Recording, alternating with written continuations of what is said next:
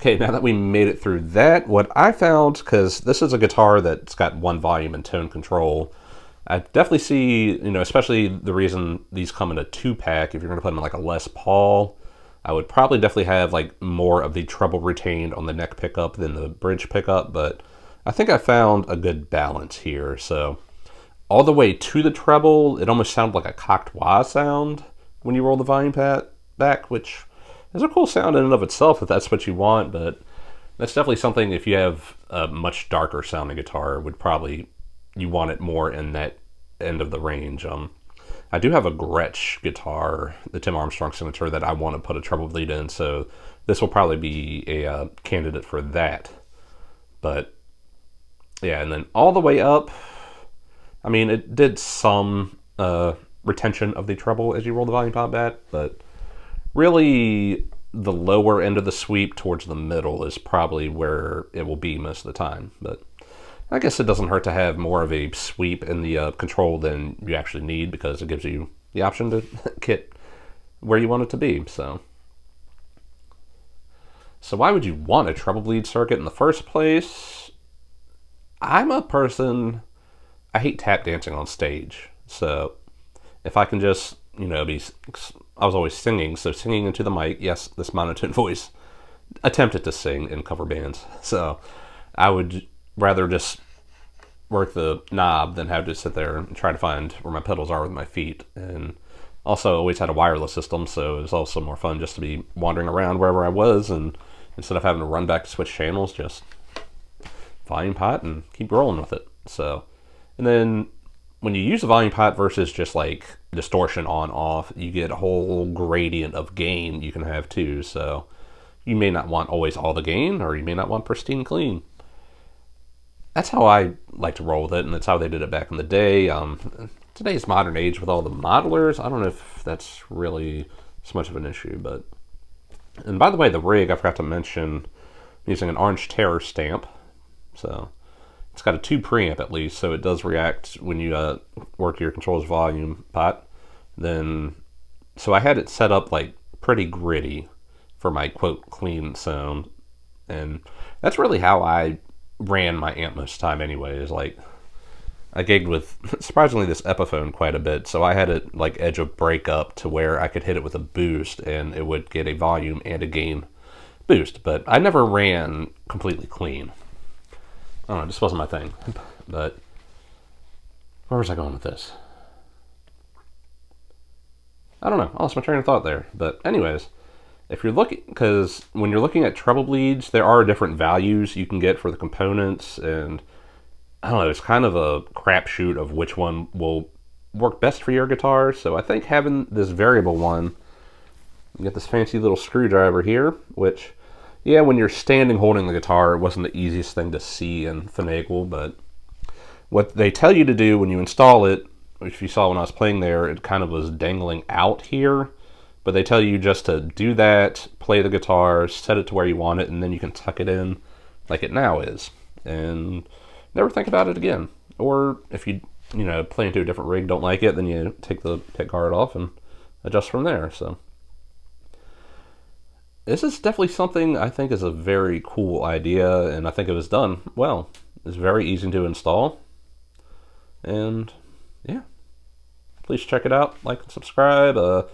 And like I said, I'm going to be doing a video comparing this treble bleed to a 50s wiring in this guitar, because the 50s wiring is cool because you don't have to actually buy any other components to do it. You're just switching some wires around. And I mean, you can get treble bleed circuits pretty cheap, but I don't know, just one less thing you have to buy. I'm always in favor of that, but this is definitely cool. So anyways, see you later.